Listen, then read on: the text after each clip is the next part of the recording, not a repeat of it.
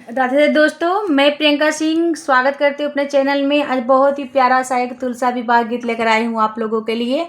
ये विवाह गीत मैंने खुद लिखा है, सुनिएगा। कैसा लगा, अच्छे लगे तो 10 शेयर कीजिएगा। धन्यवाद। घोड़ी जे चढ़े शालिग्राम में जी, घोड़ी जो चढ़े शालिग्राम में जी, तुलसा सखियों के संग में चली, बरमाला लेके हाथों में। तुलसा सखियों के संग में चली, वरमाला लेके हाथों में। घोड़ी जो चढ़े शालिग्राम में जी, घोड़ी जो चढ़े शालिग्राम में जी, तुलसा सखियों के संग में चली, वरमाला लेके हाथों में। तुलसा सखियों के संग में चली, वरमाला लेके हाथों में।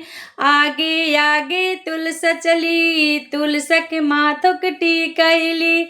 आगे आगे तुलसा चली, तुलसा के माथों की टीकैली। टीका संवारे शालिग्राम में जी, टीका संवारे शालिग्राम में जी, तुलसा सखियों के संग में चली, वरमाला लेके हाथों में। तुलसा सखियों के संग में चली, वरमाला लेके हाथों में। घोड़ी जो चढ़े शालिग्राम में जी, घोड़ी जो चढ़े शालिग्राम में जी, तुलसा सखियों के संग में चली, वरमाला लेके हाथों में। आगे आगे तुलसा चली, तुलसा के कानों कहूँ कहली। आगे आगे तुलसा चली, तुलसा के कानों के झुमकहिली। झुमका ले आए शालिग्राम में जी, झुमका ले आए शालिग्राम में जी, तुलसा सखियों के संग में चली, वरमाला लेके हाथों में।